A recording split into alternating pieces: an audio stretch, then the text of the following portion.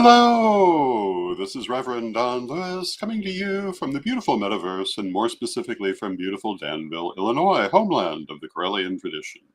And this is Midday with Reverend Don. And as you know, if you follow Midday with Reverend Don, you can type your question or comment into whatever platform you may happen to be watching on. And it will show up here in my chat room and we can talk directly. I hope you're having a wonderful Wednesday. Um, Today I was going to talk about the Atlantic article that is all the great cause célèbre of the moment.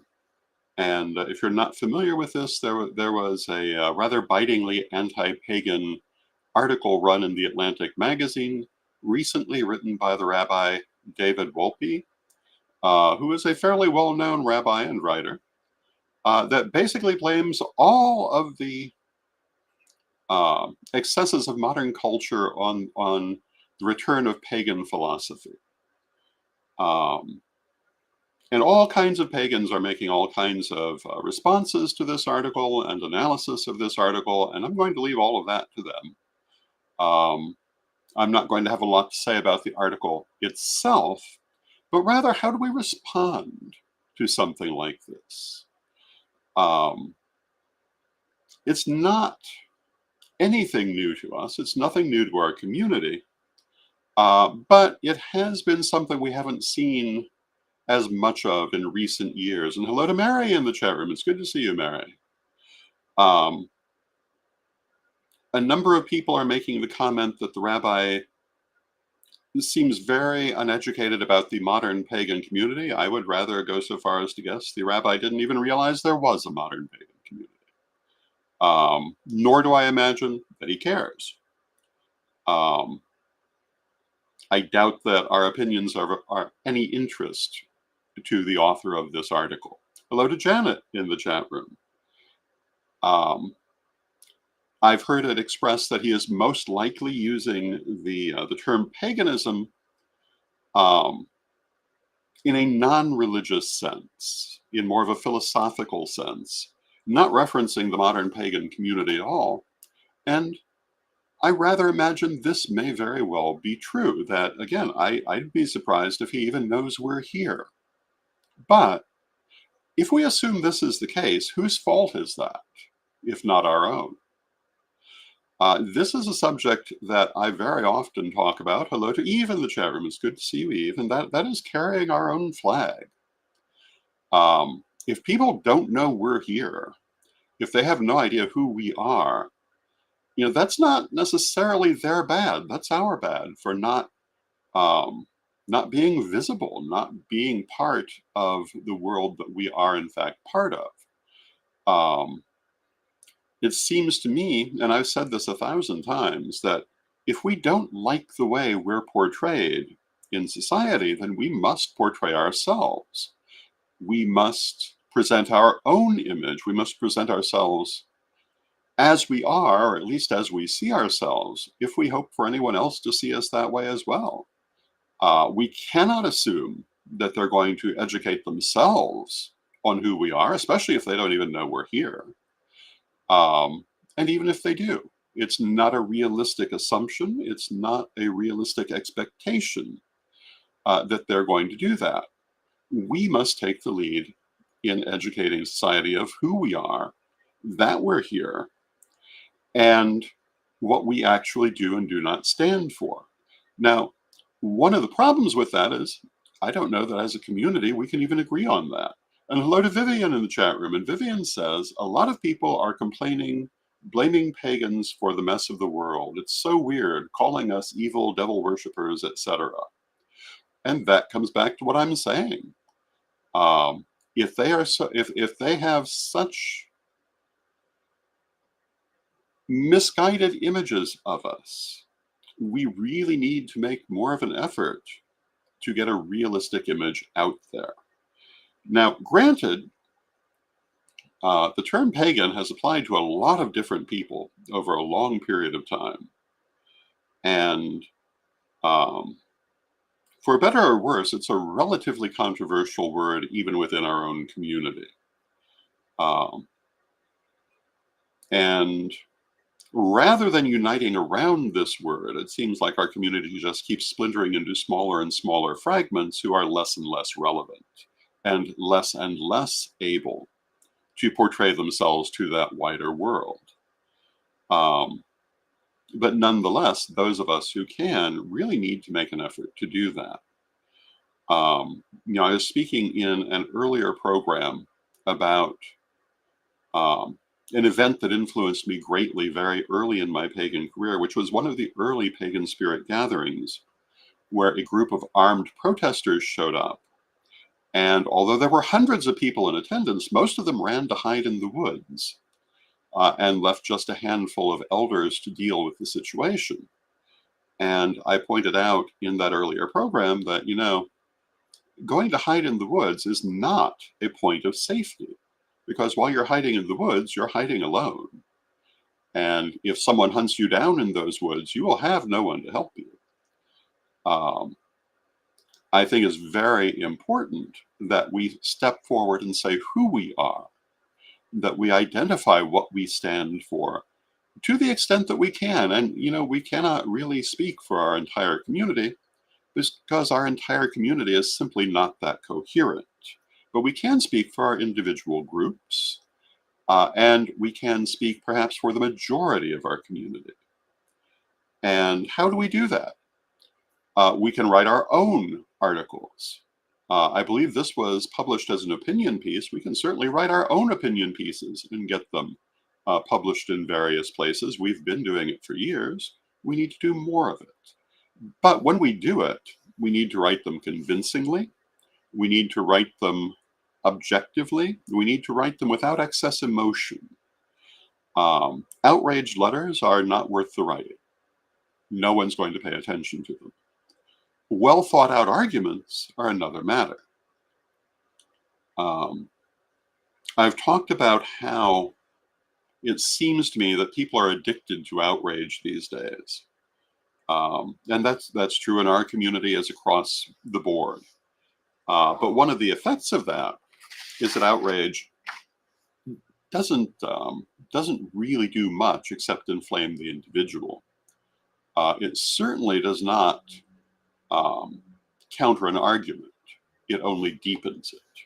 So if you want to write an opinion piece or an informative article discussing what paganism is, do not do it from a point of view of outrage. Do it from a point of view of education. Do it from a point of view of compassion and realizing that the people you're speaking to may have no idea, not only what modern Western pagans are, but even that we exist. This is one of the best ways to combat this kind of thing. Another thing is all the media we now have at our fingertips, and using that media to portray ourselves the way we wish to be portrayed, the way we perceive ourselves, and doing so in a reasonable and well thought out manner. I think that makes a major change in our situation versus years ago. Doing something like this broadcast was a much more gigantic undertaking, even 10 or 15 years ago, let alone longer. And Vivian says in the chat room, personally, I've tried for over 25 years to teach others, and I've come to the conclusion you can't talk to them. Literally, people get so violent towards me, I just don't say anything.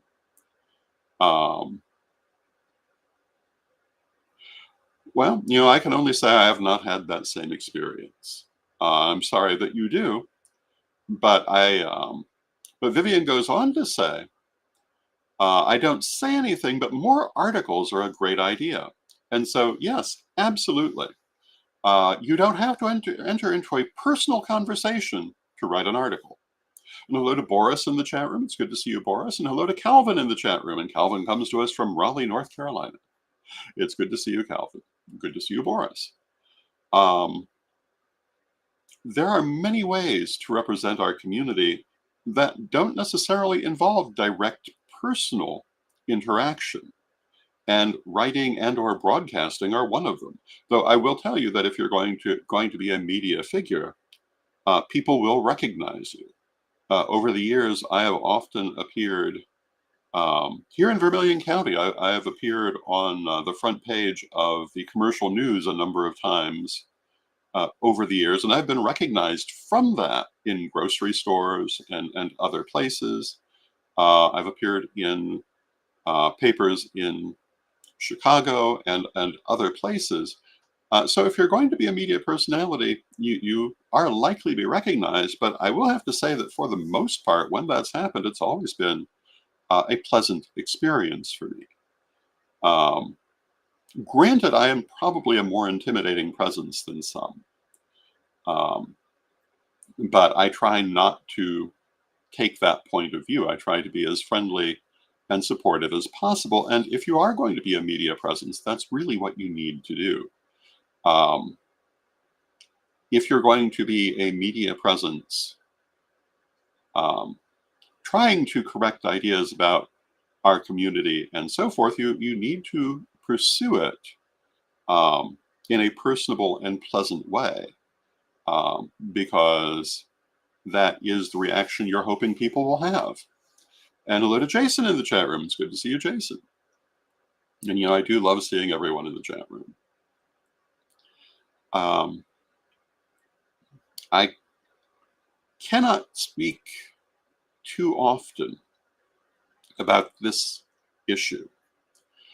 That, again, if we do not like the way that we find ourselves being portrayed in media, we must portray ourselves. No one else is going to change how they portray us to meet our needs, or at least we have no reasonable expectation of that. It is we who must meet our needs. And on the contrary, particularly those who deliberately misrepresent us, are going to continue doing that no matter what we do. Those who accidentally misrepresent us, they may make changes when they realize that that's what they're doing.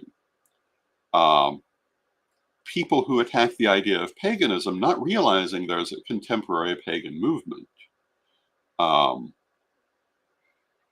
when they realize that, may choose to use different words, provided that they've done so mistakenly. They may realize this is not the best way to make their own argument. Now, the article that we're talking about basically is a monotheism is the only way type of article. Anyone taking that point of view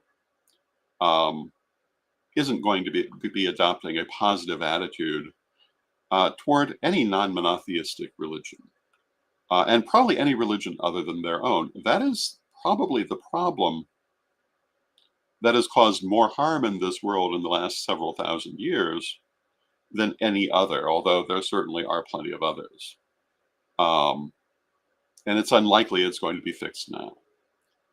The only thing that can fix that is a change in the numbers of differing religions. Hello to Aaron in the chat room. I've had people say to me, what difference do numbers really make? I once had this conversation with a Nicene archpriestess, which is interesting because along with the Corellian tradition, the Fellowship of Isis was one of the largest goddess spirituality organizations on earth. And they should have been able to see clearly the benefit of numbers, because numbers get you a seat at tables. Numbers involve you in these conversations. Hello to Michael in the chat room. And numbers are also part of how the wider world decides whether something is actually a religion or not. And that is a very important point. And in a question like this, the numbers of people who feel a certain way, people who see things a certain way, are very important to the extent to which prejudice can thrive. If the majority of people are not prejudiced, then prejudice will be much harder to promote in society. Still possible, but much harder. And for us as a minority religion, this is something very important for us to consider. I mentioned earlier that our community has a tendency to shatter into still smaller and smaller, and therefore less relevant splinters of itself. Those splinters can't do a damn thing. No one cares what 10 people do in their living room if there are only 10 of them.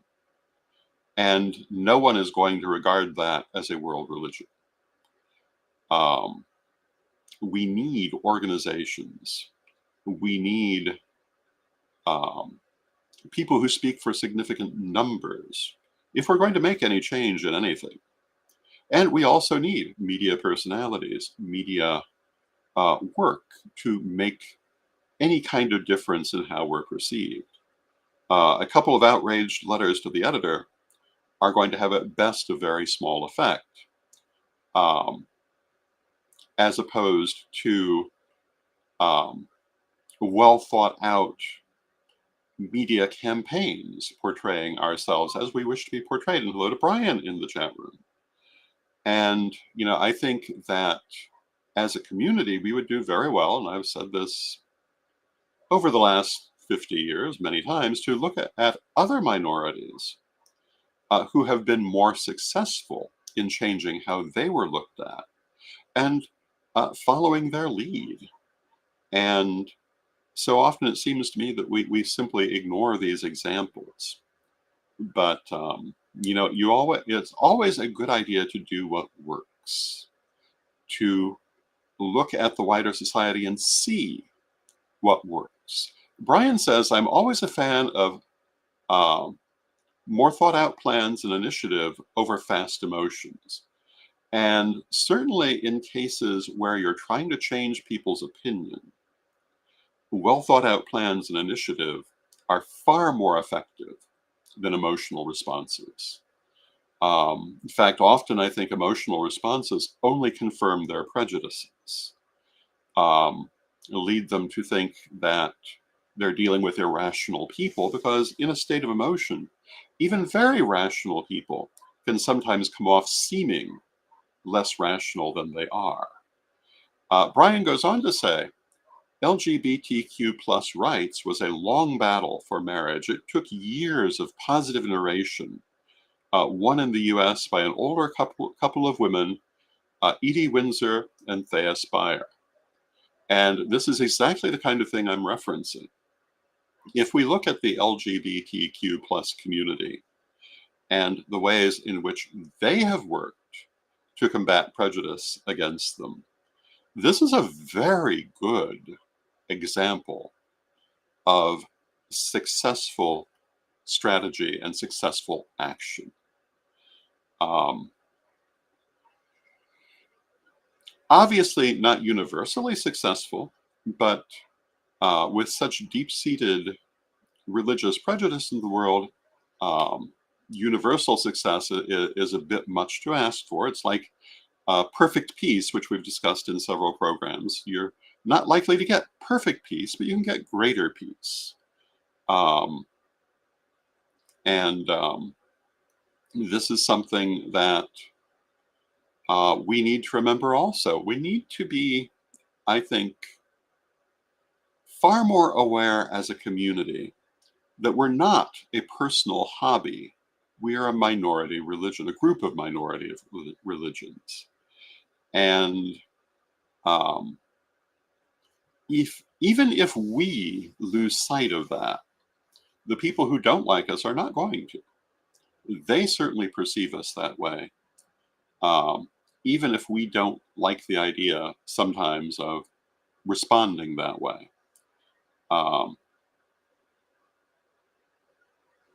And I think looking at how people are reacting to this article, in some ways, is an example of what I'm talking about. Again, there are a lot of people thinking that this person just needs to be educated, as if they've made some sort of mistake in their article. And it is entirely possible, as I say, that they're not really particularly aware of the modern pagan community. But I think it's probably truer that they just don't care that there is one. because they don't see us as anything important, because right now we're not. We don't have enough unified action to be important on anyone's game plan. We are effectively um, we're effectively cannon fodder standing on the edge of the battlefield. And as people, we need to figure that out and realize if we don't take some more organized actions, that's exactly how we will be used in the continually growing religious conflicts that society is facing. We are a very handy scapegoat, which is what this article is about. And our unwillingness to organize and work together only makes us defenseless in the face of continuing opposition to our mere existence. How do we deal with that? How do we combat that? At one time, I was at different times vice president and president of the Northeast Florida Pagan Leadership Coalition. And when they first formed, my advice to them, based on my experience in the Chicago Pagan Leadership Coalition, or Pagan Leadership Conference, rather, although it was known by both names at different times, was that those who can work together should work together. And I think I'll go a little farther and say those who can work together really must work together. And those who can't do not need to be involved, because they're only going to sabotage the works. An awful lot of our community just emphatically does not want to work together. I consider that a huge weakness on the part of our community. I consider it a deep character flaw on the part of many of the individuals in our community, in no uncertain terms. But it's also a given that cannot really be changed easily. But those of us who can work together, those of us who can work to promote our image, work to promote our interests in society, work to promote a better position for our community and society, we need to work together. We need to be on good terms with one another, and wherever possible, we need to combine our efforts. And if we look back historically when we have done this, it has been successful. Probably the most colorful one I can think of is the Goddess 2000 campaign, when pagans around the world who often came from traditions that were not necessarily on good terms were nonetheless able to work together on a global art project, which was the Goddess 2000 project headed by Abby Willowroot, whose sole mission was to place an artwork of the goddess on every street corner. And they were relatively successful in doing so, and in getting people to set aside their differences to do that. Hello to Sured in the chat room. Sured reminds me of the Helms Amendment. How many of you remember the Helms Amendment? Let me tell you about the Helms Amendment. The Helms Amendment, back in the 1980s, was an amendment to disqualify any religious movement that used the term witchcraft from being recognized as a religion in the United States. And it was introduced by Senator Jesse Helms, a generally evil man who did a lot of evil things, particularly on the HIV front. But this was another evil thing he tried to do. And pagans from many different backgrounds came together to work against this, to educate members of Congress on religious witchcraft, to educate the wider society on religious witchcraft. And we were able to get this thing turned down. I was actually in Washington, D.C. when the final vote was held, and I remember that shortly after it started raining, which I and the people I was with took as a blessing. Sir Edward is reminding us of the Lady Liberty League, which has done so much to advance civil rights. And Calvin has reminded us of the ACLU in the same way. There are a number of very effective organizations out there. Another example of a time when we were able to work together is the Pentacle Quest. How many of you remember the Pentacle Quest? I'm often shocked that people don't, because this was not that long ago. And that was the 10-year-long quest to earn for pagan veterans, um, particularly Wiccan veterans, the right to have the pentagram as a pentacle on their tombstone. Um, this was a quest that was particularly championed by Selena Fox and Pete Pathfinder Davis of Circle and the Aquarian Tabernacle Church, respectively. I was also involved in it. A number of other people were involved in it.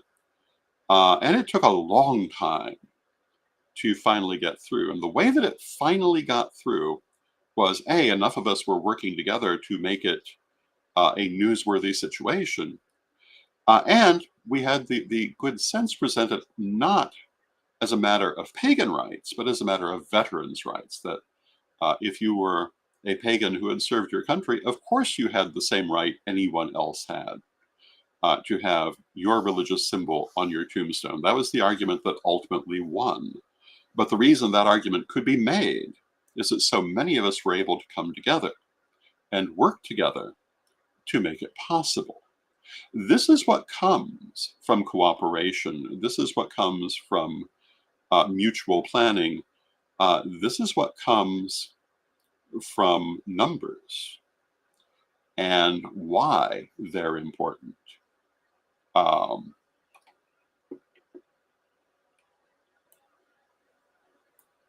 oh, and we have a troll representing a psychic hack. If you are seeing this message in the chat room, please do not be fooled by such nonsense. No legitimate psychic would ever do something like that. And this too is one of the things we have to work against as a community, because there are lots of people who also will portray us in ways that we do not want to be portrayed.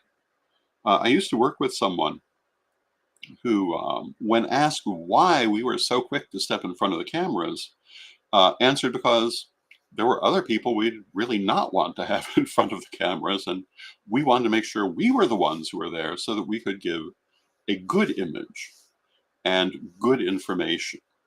And this is also something for us to watch as we go forward, to make sure that, again, not only are we presenting the image that we want people to see, but also to combat negative images when they come up. One of the things that's happened to me repeatedly over the years, because I've done a number of photos for Getty Images, and therefore my photo will often come up on anything dealing with paganism or witchcraft that is using a stock image. And it's come up on things as completely unrelated to me as the practice of moody magic in Africa. And one of the things that usually happens when this occurs is that people who know me will often go and comment on those articles and correct misinterpretations that they are promoting. This is another way to present our image in a positive way. But again, through reasoned argument, positive presentation, and not rampant emotion. And hello to Tina in the chat room, who says hi and happy everything and a Merry New Year. Thank you, Tina. And a Merry New Year to you too. And I see we've come to the end of our half hour. I hope you found these thoughts helpful, and I hope that you think about them as we go forward, because every one of us has the chance to portray our movement at one time or another, and to educate other people. And I think it's important that we remember, maybe it's not fair that we are all ambassadors of modern paganism, but we are. And how we present ourselves, how we interact with people, is always influential. And we should be mindful of that. And with that, I thank you for joining me, and let us close with our prayer as we always do. Divine Mother Goddess, Divine Father God, beloved ancestors, we thank you for all that you do for us in our lives, and we rejoice in your presence in our lives. And we ask you to help us to create positive images and positive reactions to who and what we are, to what we believe in. Help us to be mindful that we live in a wider world where not everyone knows and understands us, and to take the responsibility to help people to understand better. Beloved Mother Goddess, beloved Father God, beloved ancestors, we thank you with love and with respect. And from respect, knowing you are always with us, still we thank you for your presence, and may you be blessed now and always. I thank you for your presence, and may you be blessed now and always, and I will see you tomorrow.